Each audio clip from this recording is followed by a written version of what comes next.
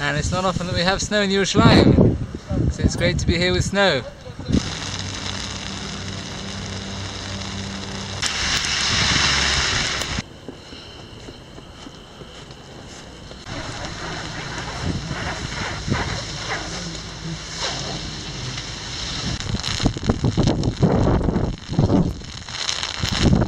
The snow is amazing in Yerushalayim.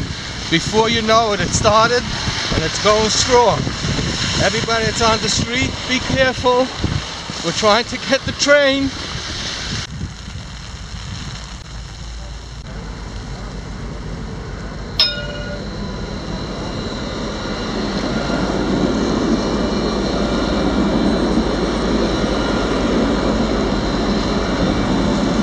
It's snowing over here in Jerusalem. It's a beautiful view.